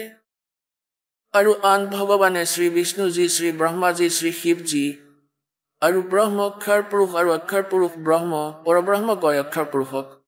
এওঁলোকৰ ভক্তিৰে পাপ নাশ হ'ব নোৱাৰে, বৰদান সকলোৱে পাব। যি কৰিছে সেই ফল অৱশ্যেই প্ৰাপ্ত হ'ব। पाप भी मिलेगा, पुण्य भी मिलेगा। সেয়েহে এনে ভগৱানৰ ভক্তিৰে জীৱ সুখী হ'ব নোৱাৰে। কিয়নো যদি পুণ্যৰ কাৰণে কোনোবা স্বৰ্গত 2 ঘণ্টা ৰখি আহে, তেনেহ'লে বাকী 20 ঘণ্টা সেই পাপক ভুগিব লাগিব। ইমান অত্যাধিক পাপ হয়। পুণ্যটো কৰিলেহে হয়, আৰু পাপ নিজে নিজে হয় ইয়াত। এতিয়া প্ৰসংগ কি হয়, এতিয়া কাৰণ কি হয়, যেনেকৈ কোনোবাই লাইচেন্স বনাই ৰাখিছে, ড্ৰাইভিং লাইচেন্স অৰ্থাৎ গাড়ী চালকৰ লাইচেন্স বনাই ৰাখিছে, চাৰ্টিফিকেট। তেতিয়া সি গাড়ী চলাই আছে, যদি তাৰ হাতেৰে দুৰ্ঘটনা হৈ যায় তেন্তে তেওঁ 90% নিৰ্দোষী হয়, যে এওঁ ট্ৰেইনড ব্যক্তি হয়, এওঁ অজ্ঞান নাছিল, আকস্মিকভাৱে দুৰ্ঘটনা হৈ গ'ল। কোনো আন এজনৰ ভুলতো হ'ব পাৰে, সেয়েহে এওঁক নিৰ্দোষী প্ৰমাণিত কৰি দিয়া হয়। আৰু যাৰ হাতত লাইচেন্স নাই আৰু গাড়ী চলাই আছে, তেওঁৰে দুৰ্ঘটনা হৈ গ'লে চিধা ভিতৰত জেলত সুমুৱাই দিয়া যায়। তেওঁৰ বিকল্প নাই। তেওঁৰ হাতেৰে কাৰোবাৰ মৃত্যু হৈ গ'লে গাড়ী চলাওঁতে তেওঁৰ কোনো বিকল্প বাচি নাথাকিব। গতিকে এনেদৰেই যি বিনা গুৰুৰে অৰ্থাৎ লাইচেন্স বনাই অধিকাৰীৰ অবিহনে, অধিকাৰী এওঁলোক হয়, সকলো হ'ব নোৱাৰে। যেনেকৈ ৰজা পৰীক্ষিতক সাপে খুটিব আছিল আৰু তেওঁক কোৱা হৈছিল যে কাৰোবাক গুৰু বনোৱা আৰু তেওঁৰ পৰা শ্ৰীমদ ভাগৱতৰ কথা শুনা। এতিয়া তাতে তেওঁৰ লেখক ব্যাসদেৱ বহি আছিল। তেওঁ গুৰু হ'বলৈ অমান্তি প্ৰকাশ কৰিছিল আৰু পাঠ কথা কৰিবলৈও অমান্তি হৈছিল, কিয়নো তেওঁ অধিকাৰী নাছিল। আৰু অধিকাৰী বিনা সপ্তম দিনা পৰিণাম আহিব তেওঁৰ। সেয়ে সকলোৱে পিছ হুৱকি গ'ল যে আমি গুৰুপদ যোগ্য নহয়, তেন্তে ক'ৰ পৰা? স্বৰ্গৰ পৰা। সুখদেৱজীক মাতি অনা হ'ল। ৰজা পৰীক্ষিতে তেওঁক গুৰু বনালে আৰু পাছত 7 দিন কথা শুনালে। তেন্তে অনাধিকাৰীৰ পৰা লোৱা নামেৰে আপুনি কোনো শান্তি নাপাব। অধিকাৰীৰ পৰা লোৱা নামেৰে আপুনি শান্তি লভিব পাৰিব। যে ইচ্ছা কৰ মাৰে নাহি বিন ইচ্ছা মৰ যায়। কিন্তু আপোনাৰ সঞ্চিত কৰ্ম বহুত থাকে। এতিয়া এই ভগৱানৰ সাধনাৰে হয়তো আপুনি গুৰু বনাইও কৰি ৰাখিছে, তথাপিও আপোনাৰ পাপ ডিপজিট পৃথককৈ হ'বই হ'ব। ইয়াৰ বিধান হৈছে যেনে কৰ্ম কৰিবা তেনে ফল পাবা। কেৱল এজনেই পৰমাত্মা আছে, পৰম অক্ষৰ ব্ৰহ্ম। তেওঁৰ ভক্তি কৰিলে আৰু তেওঁৰ অধিকাৰী সন্তৰ পৰা লাইচেন্স বনোৱালে, অৰ্থাৎ উপদেশ গ্ৰহণ কৰিলে, দীক্ষা ল'লে আপোনাৰ পাপ নাশ হ'ব পাৰে। অন্যথা নহয়। তেন্তে ইয়াত প্ৰসংগ হয় যে कहते हैं जब ही सतनाम हृदय धरो भयो पाप को नाश, और जैसे चिंगारी अग्नि की भाई पड़े पुराने घास। কোটি টন শুকান ঘাঁহ বন পৰি আছে আৰু ইয়াত এটা দিয়াচলাইৰ কাঠি জ্বলাই লগাই দিলে সকলোখিনি জ্বলাই নাশ কৰি দিয়ে আৰু বৈ থকা বতাহ ধুমুহাই উৰাই পেলাই দিয়ে ইফালে সিফালে। সেই ক্ষেত্ৰ ক্লিয়াৰ হৈ যায়। ऐसे ही परमात्मा कहते हैं जैसे सूरज के आगे बदरा ऐसे कर्म छयारे, और प्रेम की पवन करे चितमंजन दल के तेज नयारे। और पवन যেতিয়া বলিব পৰমাত্মাৰ মন্ত্ৰৰ লগত, তেওঁতো ফুৱাই দিব আৰু পাছত প্ৰেমৰ পৱনে অল কৰে চিতমঞ্জন, ভগৱানত প্ৰেম জাগৃত হ'ব, চকুৰ পৰা চকুলো ওলাব। পাছত কোৱা হয় সেই বতাহে উৰাই দিব সকলো চাইকো ইফালে সিফালে পেলাই দিব। এতিয়া এইটো ক্লিয়াৰ হ'ল যে যি ভগৱান পৰমেশ্বৰ কবীৰ দেৱ তেওঁৰ সাধনা কৰে, তেওঁৰ সঞ্চিত কৰ্মৰ লগতে তেওঁৰ প্ৰাৰব্ধৰ কৰ্মও নাশ হয়। কিন্তু ভগৱান ব্ৰহ্মা বিষ্ণু শিৱ আৰু ব্ৰহ্ম আৰু ক্ষৰ পুৰুষ, অৰ্থাৎ ব্ৰহ্ম আৰু পৰম ব্ৰহ্ম, অক্ষৰ পুৰুষলৈকে ক্ষৰ পুৰুষ আৰু অক্ষৰ পুৰুষ, এওঁলোকৰ ভক্তিৰে না প্ৰাৰব্ধত কোনো পৰিৱৰ্তন হ'ব পাৰে আৰু না আপোনাৰ সঞ্চিত কৰ্মৰ নাশ হ'ব পাৰে। ক্ৰিয়মান কৰ্মজ্ঞানেৰে কিছু ৰেহাই হৈ যায়। সন্তৰ সংগ কৰিলে, জ্ঞান বুজিলে ক্ৰিয়মান পাপৰ পৰা কিছু ৰক্ষা পোৱা যায়। যি কৰি আছা তাৰ পৰা কিছু ৰেহাই পোৱা যায়। কিন্তু প্ৰাৰব্ধত কোনো পৰিৱৰ্তন নাহে। যেনেদৰে ভগৱান শ্ৰী বিষ্ণুক অভিশাপ দিছিলে নাৰদজীয়ে ভগৱানৰ পৰা বিষ্ণু ৰূপ বিচাৰিছিল, হৰি ৰূপ বিবাহ কৰাবলৈ, আৰু বিষ্ণুজীয়ে তেওঁক অৰ্থাৎ ভগৱানে তেওঁক বান্দৰৰ মুখ লগাই দিলে। যেতিয়া নাৰদে গম পালে যে তেওঁৰ লগত দুষ্টামি কৰিছে ভগৱান বিষ্ণুৱে, তেওঁক অভিশাপ দি দিলে যে আজি আপুনি মোক বান্দৰৰ মুখ লগাইছে, এজনী নাৰীৰ বাবে মই ব্যাকুল আছিলো, আপুনি এটা গোটেই জীৱন পত্নীৰ বিৰহত কটাব। তেওঁৰ অভিশাপৰ ফলতেই ভগৱান বিষ্ণুৱে শ্ৰীৰামচন্দ্ৰৰ ৰূপত ভুগিবলগীয়া হ'ল।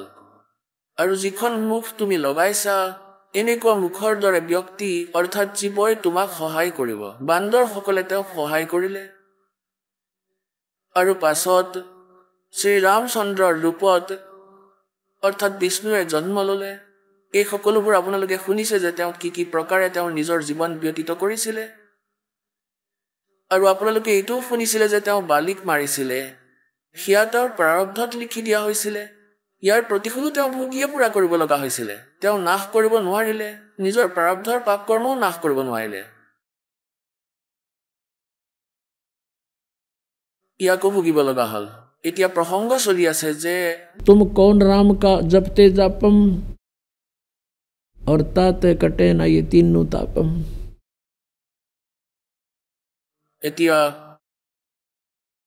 আমাৰ পাপৰ নাশ যেনেকৈ আমি প্ৰতিদিন গীতাৰ অধ্যায় নম্বৰ 18 শ্লোক 25 পৰা 31লৈকে বৰ্ণনা কৰিছে যে অৰ্জুন যেনেকৈ সকলো কৰ্মত হয়তো তাত পাপো হৈ আছে, ইয়াক ত্যাগ কৰিব নোৱাৰি। কি প্ৰকাৰে কোনটো কৰ্ম, যেনেকৈ খাদ্য বনোৱা হয়, ইয়াতো জীৱহিংসা হয়, ঠাই মোচা হয়, মুচিছিলে আগতে মড প্লাষ্টাৰ আছিল, গাইৰ গোবৰ আৰু মাটিৰে ইয়াতো জীৱ মৰে। খেতি কৰে কৃষকে, ইয়াতো খেতিত জীৱৰ মৃত্যু হয়। তেন্তে এই কৰ্ম যেনেকৈ বেপাৰীয়ে বেপাৰ কৰে তাতো জীৱৰ মৃত্যু হয়, বীজ তোলা হয় আৰু চুক্তি কৰিবলৈ ইফালে সিফালে যায় গাড়ীৰে নতুবা এনেকৈ খোজকাঢ়ি। গতিকে এনে কৰ্ম ত্যাগ কৰিব নোৱাৰি। এই কৰ্ম হ'বই হ'ব। এতিয়া কোৱাৰ ভাৱে এতিয়া এই কৰ্মটো ত্যাগ কৰিব নোৱাৰি, আৰু এয়া হ'বই হ'ব, আৰু ইয়াৰো পাপ লাগিব। কিন্তু যেতিয়া পূৰ্ণ পৰমাত্মাৰ পৰা সেই লাইচেঞ্চ বনাই ল'ম, অৰ্থাৎ পূৰ্ণ পৰমাত্মাৰ শৰণত আৰু তেওঁৰ প্ৰতিনিধিৰ পৰা ড্ৰাইভিং লাইচেঞ্চ অৰ্থাৎ দীক্ষা প্ৰাপ্ত কৰি ল'ম, ইয়াৰ পাছত এই কৰ্মবোৰৰ ফল আপোনালোকে ভুগিব নালাগিব। उसमें परमात्मा ने बताया है कि इच्छा कर मारे नहीं और बिन इच्छा मर जा, कह कबीर दास का, फिर पाप नहीं लगा। আমি আমাৰ উদ্দেশ্যক লৈ যাত্ৰা কৰি আছো। যেনেকৈ কৃষক খেতিলৈ যায়, পাছত হাল মাৰে, যদি তেওঁৰ লগত সেই নাম নাই, সেই সঁচা নাম নাই পোৱা, তেন্তে কোৱা হয় তেওঁৰ এক হালত খুব বেছি 30 ফুট বহল আৰু 200 ফুট দীঘল লৈ লোৱা, 40 ফুট বহল আৰু 200 ফুট দীঘল, এই এখন ক্ষেত্ৰ ইমান টুকুৰাত এক হালত হাল মৰা কৃষকৰ ইমান পাপ হৈ যায় যেনেকৈ 1000 কাছাইৰ পাপ হয়। এতিয়া এই পাপ তেওঁৰ বেড একাউণ্টত লিখা হৈছে, আকৌ তেওঁৰ পুণ্যও থাকিব সেই কৃষকৰ। যেনেকৈ খেতি হ'ল, ইয়াৰ পৰা বীজ সৰি মাটিত পৰিল, এইবোৰ জীৱ জন্তুৱে কিছু চৰাই খাইছে, কিছু কীট পতংগই উঠাই লৈ গৈছে, নিজৰ বাহলৈ উঠাই লৈ গৈছে, ইয়াৰ পৰা পুণ্যও হ'ল। তেওঁতো পুণ্য আৰু পাপ দুয়োটা ভোগ কৰিলেহে শেষ হ'ব, আৰু পাছত পৰমাত্মাৰ নামেৰে আমাক সেই যি পাপ হাল মৰাজনৰ নালাগিব, কিয়নো তেওঁৰ ইচ্ছা তাত জীৱ মৰা নহয়। পৰমাত্মাই বিধান কৰিছে যে তুমি এই অন্ন খোৱা আৰু এনেকৈ খেতি কৰা। পৰমেশ্বৰে নিজৰ বিধানত কৈছিলে যে এজন কৃষক আছিলে আৰু গৰু গাড়ীৰে ট্ৰান্সপৰ্টৰ কাম কৰিছিলে। তেওঁ বহুত ডাঙৰ ধৰ্মাত্মা, ভাল পুণ্যাত্মা আছিল, আৰু তেওঁৰ ঘৰত এজন সাধু আছিল, ভক্ত সাধু, ৰঙা কাপোৰ অৰ্থাৎ সন্ত বেশভূষাত, আৰু সেই কৃষকে তেওঁৰ বহুত সহায় কৰিছিল, বহুত সেৱা কৰিছিল, নিজৰ ঘৰতে ৰাখি ল'লে। তেওঁক ক'ৰবাত বাহিৰত দেখা পাইছিল, তেওঁক ঘৰলৈ লৈ আনিলে যে মহাৰাজ আমাৰ পুণ্য হৈ যাব আৰু আপোনাৰ ভক্তি কৰাও হৈ যাব, আপোনাকতো 2খন ৰুটিহে লাগিব, আমি সন্তক সেৱা কৰিব পাই যাম। সাধু সেৱক আছিল তেওঁ কৃষকজন। তেওঁ নিজৰ ঘৰত এটা কোঠা বনাই থৈছিলে, তাতে ৰাখিলে সেই মহাত্মাজনক সন্ত বুলি ভাবি। তেওঁ ভালদৰে খোৱা বোৱা কৰে আৰু দুৱাৰ বন্ধ কৰি এনেকৈ কয় যে মোক নামাতিবা আবেলিলৈকে, আৰু খাই বৈ শুই থাকে সেই কৃষকজনৰ ভাল ভাল বস্তুখিনি। আৰু এনেকৈ এদিন তেওঁৰ মৃত্যু হ'বই আছিল, 2, 4, 10 বছৰত তেওঁৰ মৃত্যু হৈ গ'ল। সেই খেতিয়কৰ গৰুৰ পোৱালি জন্ম হ'ল, গৰু হৈ জন্ম হ'ল, কৃষকৰ যি খাইছিলে সেয়াতো তেওঁ দিবই লাগিব। তেওঁ গৰু হৈ তালৈকে আহিল, কৃষকৰ গাইৰ গৰ্ভত জন্ম ল'লে আৰু বলধৰ যোগ্য হৈ পৰিল 4-5 বছৰতে। কৃষকে তাক পিছত গাড়ীত জুৰি ল'লে, আৰু সি গৈ আছিলে। যেনেকৈ পুণ্যাত্মাসকল পৰমেশ্বৰ কবীৰ দেৱজী, তেওঁৰ মহিমা 4 বেদে কয়, সেই পৰমাত্মা নিজৰ সতলোকত থাকে, তাৰ পৰা গতি কৰি তলত পৃথিৱীলৈ আহে, ভাল আত্মাসকলক দেখা দিয়ে আৰু তেওঁলোকক জ্ঞান দিয়ে। সেই জ্ঞানেৰে পৰিচিত সেই পুণ্য আত্মাসকলে পাছত পৰমেশ্বৰৰ মহিমাৰ গুণগান কৰে। ইয়াৰ ভিতৰৰ এজন আদৰণীয় গৰীব দাস চাহেবজী, গাঁও চুনানী, জিলা জজ্জৰাৰ। এওঁ বেৰী গাঁৱৰ কৃষক আছিল, যাৰ বিষয়ে এই দাসে কৈ আছে। বেৰী নামৰ এখন গাঁও আছে জিলা জজ্জৰত, ৰোহতকৰ পৰা প্ৰায় 20 কিলোমিটাৰ হ'ব। সেই বেৰী গাঁৱৰ এইজন কৃষক আছিল, আৰু সি ক'ৰবাত নজফগড়ৰ মন্দিৰ, যি পুৰণি দিনৰ কথা হয়, 250 বছৰ আগত কেঁচা ৰাস্তা আছিলে, গৰু গাড়ীৰে নিজৰ ট্ৰান্সপৰ্টৰ কাম কৰিছিলে। ইয়াৰ পৰা বীজ লৈ গৈছিলে, তাৰ পৰা চেনি লৈ আহিছিলে নজফগড়ৰ মন্দিৰ পৰা। এনেকৈয়ে তেওঁ গৈছিলে প্ৰতিদিন, আৰু তেওঁৰ লগত এটা গৰু আছিল বগা ৰঙৰ, আৰু গৰুটো গৈ গৈ গাড়ীত বহি পৰিছিলে। খোজ কঢ়া নাছিলে তাৰপিছত তাক ভালদৰে পিটিলে ভালকৈ পিটাৰ পিছত সি থিয় হৈ গ'ল আকৌ কিছু দূৰ গৈছিলে আকৌ বহি পৰিছিলে এদিন এনেকৈ কৰি সি নজফগড়ৰ মন্দিৰ পৰা আহি আছিলে আৰু ৰাতিপুৱা গৰীব দাসজী সেই ৰাস্তাৰ কাষতে থকা এটা কুঁৱাত স্নান কৰি আছিলে সেই গৰুটো আহি তাতেই বহি পৰিলে আৰু কৃষকে উঠিয়েই তাক লাঠিৰে মাৰিবলৈ আৰম্ভ কৰিলে গৰুটোক উঠোৱাৰ মাত্ৰ এইটোৱে উপায় আছিল তেতিয়া গৰীব দাস চাহেবজী যি পৰমাত্মাৰ সৈতে পৰিচিত আছিল তেওঁ ক'লে যে ভাই কৃষক হৰলাল তাক নামাৰিবা এতিয়া কি কৰিম ভাই ভগত ইটো মোৰ তেজ খাই দিলে 1 কিলোমিটাৰ যায় আকৌ আধা ঘণ্টা বহি থাকে আৰু ইয়াক আকৌ পিছত লাঠিৰে মাৰি উঠাবলগীয়া হয় ই মোক বিৰক্ত কৰি পেলাইছে এতিয়া কি হ'ল গৰীব দাসজী উঠিলে আৰে ভাই নামাৰিবা এই পশুক ৰৈ যোৱা এতিয়া গৰীব দাসজীয়ে গৈ তাৰ কাণত কিবা ফু মাৰি দিলে কিয়নো তেওঁ পৰমাত্মাৰ সৈতে পৰিচিত হৈ আছিলে গৰীব দাসজীয়ে কয় যে পৰমাত্মাক লগ কৰি পৰমাত্মাৰ টাচ হলে পৰমাত্মাৰ জ্ঞানেৰে পৰিচিত হলে পৰমাত্মাৰ কৃপাৰে তেওঁৰ শক্তি আহি যায় আৰু দিব্য দৃষ্টি গৰীব দাসৰ পৰমাত্মাই খুলি ৰাখিছিলে এতিয়া তাৰ কাণত গৰীব দাসজীয়ে কিবা ক'লে গৰুটো একেবাৰে থিয় হৈ গ'ল আৰু কৈ দিলে ভাই ইয়াক আৰু নামাৰিবা ই এতিয়া আৰু ৰখি নাথাকে এতিয়া তেওঁ লৈ গ'ল বান্ধি গাড়ীত আৰু তেওঁৰ নাম সুধিলে এখন সৰু গাঁও আছিল চোৰানি 40-50 ঘৰ হ'ব যেনে তেনে আপোনাৰ নাম কি হয় যে গৰীব দাস নাম হয় মোৰ আৰু বলৰাম মোৰ দেউতাৰ নাম হয় এতিয়া সেই গৰু আৰু বহি পৰা নাছিল আৰু সি পালে গৈ তাত পিছদিনা আকৌ 2-4 দিনৰ পিছত আকৌ উভতি গ'ল কি একেদৰেই গ'ল এতিয়া সি হৰলালে ভাবিলে যে সেই ব্যক্তিজন কোন আছিল তেওঁ কি মন্ত্ৰ ফুকি দিলে এই গৰুটোক তেওঁতো সিদ্ধ পুৰুষৰ নিচিনা দেখাত তেওঁ সেই সাধুজন বিচাৰি ফুৰিছিলে তেওঁ গাঁৱলৈ আহি সুধিলে সেই ৰাস্তাতে আছিল যে ভাই গৰীব দাস নামৰ হয় এক বলৰামৰ এজন গৰীব দাস আছিল তেওঁৰ ঘৰ কোনফালে তেতিয়া সেই গৰীব দাসৰ এজন শিষ্য পালে তেওঁ ক'লে ভাই তেওঁ সাধাৰণ মানুহ নহয় তেওঁকতো পৰমাত্মা বুলি মানি লোৱা সন্ত হয় ভগৱানক পাইছে তেওঁ আৰু সন্ত হয় তেওঁ সাধাৰণ মানুহ নহয় তেতিয়া ক'লে ভাই এতিয়াহে বুজি পাইছো ক'ব ধৰিলে মোক তেওঁৰ দৰ্শন কৰোৱা ক'ত আছে তেওঁৰ ঘৰ কৈ দিলে সেয়া ওচৰতে মই লৈ গৈছো শিষ্যই লৈ গ'ল শিষ্যই প্ৰণাম কৰিলে হৰলালেও প্ৰণাম কৰিলে তেওঁ দেখিলে যে ইয়াতো মঠ ইয়াতো অসাধাৰণ মোৰতো জীৱন সলনি কৰি দিলে নহলে সদায় বিৰাণ মাটি হৈ আছিলে 3 দিনৰ কাম এসপ্তাহতে কৰিছিলো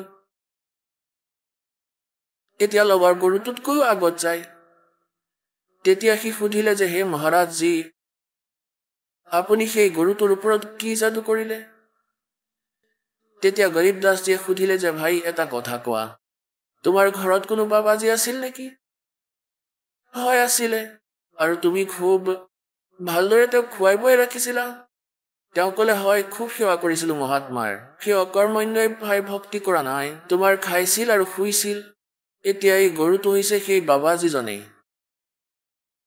এতিয়া সি তোমাৰ মাৰ খাই পুৰা কৰে কাম অভ্যাসটো ইয়াৰ এতিয়াও বেয়া হৈ আছে খাই আৰু শুই যায় কিন্তু তুমি শুবলৈ দিয়া নাই ইয়াক এতিয়া ইয়াক কোবাই আছা আৰু পুৰা কৰি আছা সকলো কাম মই তাক এয়াই ক'লো যে খুব খাই কৰা অথবা ৰাজি হৈ সুখী মনে কৰা কামটোতো কৰিবই লাগিব আগতে খাই বৈ শুই পৰিছিলি তেতিয়া সি সেইবোৰ বুজি পাই গ'ল মোৰ আজ্ঞাৰ পালন কৰি আছে সি তোমাৰ ঋণ শোধ কৰিব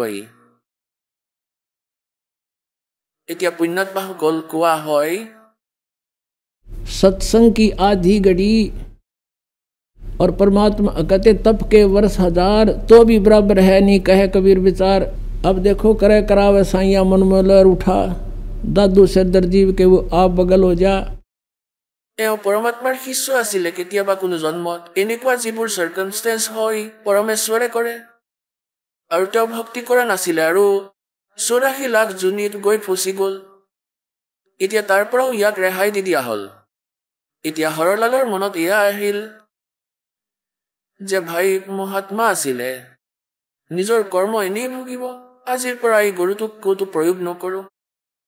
উভতি গৈ তাক গাড়ীৰ পৰা এৰি দিলে, লগে লগে গৰু গাড়ীৰ পৰা খালী কৰি দিলে, বেলেগ গৰু বান্ধি ল'লে আৰু তাক পিছত বান্ধি ঘৰলৈ লৈ আহিল। ঘৰত গৈ বেলেগকৈ বান্ধি থলে, দানা খোৱালে, পানী খোৱালে, প্ৰয়োগ নকৰিলে। এতিয়া তাক ইয়াতো ৰেহাই দি দিলে পৰমাত্মাই। তেওঁৰ অংশ কোনো এজন আছিল আগৰ জন্মৰ অকৰ্মণ্য, খায় আৰু শুৱে। এতিয়া ইয়াৰ পিছত হৰলালে ভাবিলে যে ভাই এই মহাত্মাৰ পৰা কিছু জ্ঞান শুনিব লাগে। পাছত পৰমাত্মাই কিছু कोट जन्म तन भरमत हो गे कुछ ना हाथ लगे रे कुकर सुकर खरबा बोरे कौआ हंस बगारे গোটেই কথা শুনালে। এতিয়া একেবাৰে প্ৰভাৱিত হৈ পৰিল সেই কৃষক হৰলাল আৰু তাক এই কৰ্মেৰে পৰিচিত কৰালে যে এজন হালোৱাই আৰু 1000 কছাইৰ সমান পাপ হয়। তেতিয়া এই কথাৰে তেওঁ প্ৰভাৱিত হ'ল আৰু ক'ব ধৰিলে যে ভগৱান মোক আপোনাৰ লগতেই ৰাখি লওক। গৰীব দাসজীক ক'লে। গৰীব দাসজীয়ে ক'লে যে আমাৰ মাৰ্গ এনে ৰাখি দিয়া নহয়, আমি কেৱল সেই বিধি কওঁ যাৰ দ্বাৰা তোমাৰ পাপ নহ'ব। এতিয়া খেতি কৰা তেন্তে পাপ হয়, হৰলালে ক'লে, আৰু ইয়াক গাড়ী চলাওঁ যদি তেতিয়াও পাপ হয়। আপুনি গোটেই বিধান কৈ দিলে, এতিয়া ভগৱান এই কৰ্মটো মোৰ দ্বাৰা নহ'ব আৰু মোক আপোনাৰ লগতেই ৰাখি লওক, আপোনাৰ সেৱা কৰিম। তেতিয়া গৰীব দাসজীয়ে ক'লে যে আমাৰ এই মাৰ্গ এনে নহয় ভাই, আমাৰ লগত এনেকুৱা এটা চাবোন আছে, প্ৰতিদিনে যি লেতেৰা কাপোৰ থাকে ইয়াৰে ডেইলি ধুলে চাফা হৈ যায়। এনেকুৱা নাম দিম যে এতিয়া আপোনালোকে শুনিলে জগতগুৰু তত্ত্বদৰ্শী সন্ত ৰামপাল গুৰু মহাৰাজৰ মংগল প্ৰবচন। আহক এতিয়া শুনো ভগতসকলৰ অনুভৱ, যিসকলে সন্ত ৰামপাল গুৰু মহাৰাজৰ প্ৰমাণিত জ্ঞানৰ পৰা প্ৰভাৱিত হৈ নাম দীক্ষা লৈ বহুতো লাভ প্ৰাপ্ত কৰিলে। নমস্কাৰ ছাৰ। সৎ চাহেব, ছাৰ কি নাম আপোনাৰ? মোৰ নাম কৃষ্ণা দাস হয়। কৃষ্ণা, আপুনি ক'ৰ পৰা আহিছে? মই বলোদা বজাৰ ছত্তীশগড়ৰ। কৃষ্ণা, আপুনি সন্ত ৰামপালদেৱ মহাৰাজৰ পৰা নাম দীক্ষা কেতিয়া ল'লে? মই মুক্তিদাতা সন্ত ৰামপালদেৱ মহাৰাজৰ পৰা নাম দীক্ষা 12/10/2020 লৈছোঁ। সন্ত ৰামপালদেৱ মহাৰাজৰ পৰা নাম দীক্ষা লোৱাৰ আগতে আপুনি কি ভক্তি সাধনা কৰিছিল? মই হিন্দু ধৰ্মৰ হনুমান দেৱৰ ভক্তি সাধনা কৰিছিলোঁ, হনুমান চালিচাৰ পাঠ কৰিছিলোঁ। তেন্তে আপুনি সন্ত ৰামপালদেৱ মহাৰাজৰ শৰণলৈ কিয় আহিলে? আমাৰ এজন ভগতদেৱ আছে আশুতোষ বন্ধাৰা, তেওঁৰ পৰা মই গম পালোঁ সন্ত ৰামপালদেৱ মহাৰাজৰ পৰা নাম দীক্ষা লোৱাৰ বাবে। তেওঁ মদ খাইছিলে, সেয়া এৰা খালে, সেইবাবে ময়ো নাম দীক্ষা ল'লোঁ। ছাৰ, আপুনি সন্ত ৰামপালদেৱ মহাৰাজৰ পৰা নাম দীক্ষা লোৱাৰ পিছত কিবা লাভ পালেনে? মইতো বহুত লাভ পালোঁ। তাৰে ভিতৰত ডাঙৰ লাভটো হ'ল মই আগতে মদ খাইছিলোঁ আৰু 2-3 বছৰ আগতে মই মদ বহুত বেছিকৈ খাইছিলোঁ, বিয়াৰ ইত্যাদি খাইছিলোঁ। এদিনত 8-10টামান বিয়াৰ খাই দিছিলোঁ। সেয়া এৰাৰ পিছত মই ৱাইন খোৱা আৰম্ভ কৰিছিলোঁ। মদটো 10-12টা বটল মই 24 ঘণ্টাতে খাই দিছিলোঁ। মই মদ বহুত বেছিকৈ খাইছিলোঁ, যাৰ বাবে মোৰ টোপনি নাহিছিল। ডিউটিৰ পৰা অহাৰ পিছত ৰাতি শুব নোৱাৰিছিলোঁ। টোপনি গ'লেও 12-1টামান বজাত আকৌ উঠিছিলোঁ। শুই উঠাৰ পিছত মোৰ লগত মদ আছিলেই, সেই মদ আকৌ খালেহে টোপনি আহিছিল। তাৰপিছত ৰাতিপুৱা আকৌ 5-6 বজাত উঠিছিলোঁ। এনেদৰে মোৰ টোপনিয়ে পূৰ্ণ হৈছিল। আৰু মই যেতিয়া সন্ত ৰামপালদেৱ মহাৰাজৰ পৰা উপদেশ ল'লোঁ, মোৰ মদ একেবাৰেই এৰা খালে। মাছ মাংসও খাইছিলোঁ, সেয়াও একেবাৰে বাদ দিলোঁ। এতিয়া মই বহুত সুখী। আগতে মই মানসিক সমস্যাতেও ভুগিছিলোঁ। মানসিক টেনশ্যনৰ বাবে টোপনি অহা নাছিল বহুত বেছি, মূৰত কিবা কিবি চলি আছিল, যাৰ তাৰ ওপৰত খং উঠিছিলে। এতিয়া সকলো সমস্যা ভাল হ'ল। এতিয়া মই ভালদৰে ভক্তি কৰি আছোঁ। এয়া মোৰ লগত বহুত ডাঙৰ চমৎকাৰ হ'ল। ছাৰ, আপুনি সন্ত ৰামপালদেৱ মহাৰাজৰ পৰা নাম দীক্ষা লোৱাৰ পিছত বহুত লাভ পালে। আপুনি ছত্তীশগড় পুলিচত হেড কনষ্টেবল হয়। আপুনি কৈছিল যে আপুনি বহুত বেছি মদ খাইছিল আৰু যেতিয়া আপোনাৰ টোপনি নাহে তেতিয়া আপুনি আকৌ মদ খাইছিলে, তেতিয়াহে টোপনি আহিছিল। এইটো কেনেকৈ সম্ভৱ হৈ আছে যে মানুহে আন ক'তোৱে নিচা এৰুৱাব নোৱাৰে আৰু বহুত চেষ্টাও কৰে, কিন্তু সন্ত ৰামপালদেৱ মহাৰাজৰ শৰণলৈ যেতিয়াই আহে নিচা এৰি দিয়ে? এইটো কেনেকৈ সম্ভৱ? মুক্তিদাতা সন্ত ৰামপালদেৱ মহাৰাজে যি প্ৰবচন দিয়ে, যি নাম উপদেশ দিয়ে, সেয়া ডাইৰেক্ট পৰমাত্মাৰে নাম উপদেশ হয়। আৰু সেই নাম উপদেশ মই আজিলৈকে পোৱা নাছিলোঁ। এই মুক্তিদাতা সন্ত ৰামপালদেৱ মহাৰাজ পৰমাত্মাৰে ৰূপ হয়, তেওঁৱেই অৱতাৰ হয়, যাক আমি এতিয়ালৈকে বুজিব পৰা নাছিলোঁ। তেওঁৰ পৰা নাম উপদেশ পালোঁ। তেওঁৰ নাম উপদেশ মন্ত্ৰৰ পৰা যি যি জব কৰোঁ তাৰ পৰা যি লাভ পাইছোঁ এতিয়াহে মই বুজি আছোঁ। তেওঁ আমাৰ সাক্ষাৎ পৰমাত্মাই অৱতৰিত হৈছে সন্ত ৰামপালদেৱ মহাৰাজ। সন্ত ৰামপালদেৱ মহাৰাজৰ পৰা নাম দীক্ষা কেনেকৈ ল'ব পাৰি? সন্ত ৰামপালদেৱ মহাৰাজৰ পৰা নাম দীক্ষা লোৱাৰ বাবে তেওঁ যি সৎসংগ দিয়ে তাৰ তলত হালধীয়া শাৰী এটা আহে। আপুনি যিখন জিলাত থাকে তাৰে নামদান কেন্দ্ৰৰ ফোন নম্বৰ দিয়া থাকে। আপুনি যদি ফোন কৰে তেতিয়া আপুনি বিনামূলীয়াকৈ নামদান উপদেশ পাই যাব। ধন্যবাদ ছাৰ। সৎ চাহেব। সন্ত ৰামপাল গুৰু মহাৰাজ হৈছে এনে এজন মহাপুৰুষ যিজনে নিজৰ সত্য ভক্তি, তত্ত্বজ্ঞান, কৰোণা আৰু সেৱাৰ বলত সমাজত এক নতুন আদৰ্শ বলবৎ কৰিছে। সন্ত ৰামপাল গুৰু মহাৰাজৰ নেতৃত্বত তেওঁৰ সকলো সৎলোক আশ্ৰমে কৰা বিস্ময়কৰ সমাজ কল্যাণমূলক কামে সমাজখনক সোণালী ভৱিষ্যতৰ এক নতুন আশা দেখুৱাইছে। সন্ত ৰামপাল গুৰু মহাৰাজৰ পৰা নাম দীক্ষা গ্ৰহণ কৰাৰ পিছত লাখ লাখ লোকৰ কৰ্কট ৰোগ, এইডছ আদি দুৰাৰোগ্য ৰোগ নিৰাময় হ'ল। সন্তজনাৰ জ্ঞানৰ পৰা অনুপ্ৰাণিত হৈ তেওঁৰ অনুগামীসকলে লাখ লাখ ইউনিট ৰক্তদান কৰে। সন্তজনাই লাখ লাখ ভগ্নী কন্যাৰ যৌতুকমুক্ত বিয়াৰ আয়োজন কৰালে। সন্তজনাই লাখ লাখ মানুহক ড্ৰাগছ আসক্তিৰ পৰা মুক্ত কৰিলে। কোটি কোটি ধ্বংসপ্ৰাপ্ত পৰিয়াল শান্তিত লাগিল। সন্তজনাৰ আশ্ৰমত সমাৱেশৰ সময়ত বিনামূলীয়া চকুৰ চিকিৎসা আৰু দন্ত চিকিৎসাৰ ব্যৱস্থা কৰা হয়। সন্ত ৰামপাল গুৰু মহাৰাজৰ দ্বাৰা পৰিৱেশ সুৰক্ষাৰ উদ্দেশ্যে সময়ে সময়ে বৃহৎ পৰিসৰত বৃক্ষৰোপণ কৰা হয়। সন্তজনাই আৰ্তজনক তাৎক্ষণিক সকাহ দিবলৈ এম্বুলেন্স সেৱা আৰম্ভ কৰিছে। সন্তজনাই তেওঁৰ অনুগামীসকলক তেওঁলোকৰ শৰীৰ দান কৰিবলৈ অনুপ্ৰাণিত কৰে, যাতে মানৱতাৰ সেৱা আৰু চিকিৎসা ক্ষেত্ৰত উন্নতি কৰিব পৰা যায়। সন্ত ৰামপাল গুৰু মহাৰাজৰ সকলো আশ্ৰমত প্ৰতিদিনে বিনামূলীয়া ধৰ্মভোজৰ আয়োজন কৰা হয়, য'ত প্ৰতিবাৰেই প্ৰতিটো জাতি, প্ৰতিটো ধৰ্মৰ মানুহে একেলগে বহি ভোজন কৰে।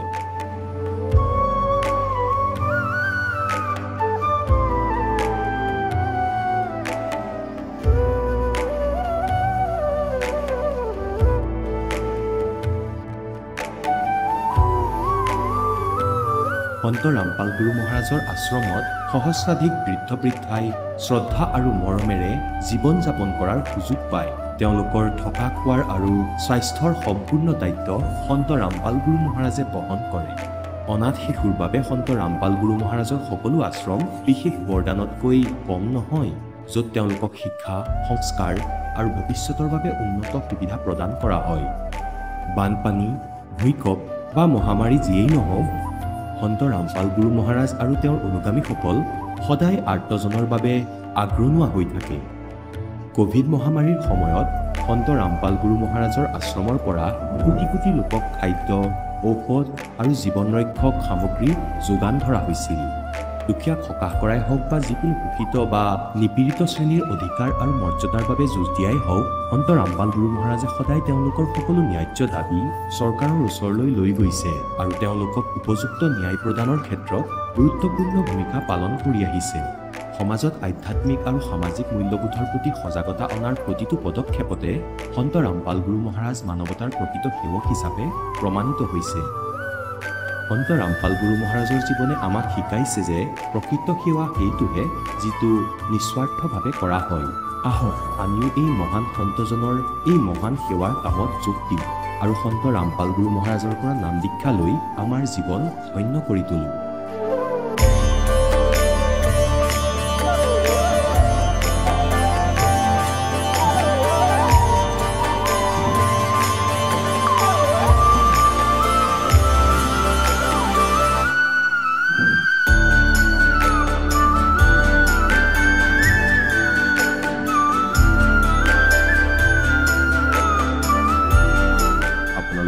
পৰিয়ালৰ সৈতে সৎলোক আশ্ৰমলৈ আন্তৰিকতাৰে আমন্ত্ৰণ জনোৱা হয়।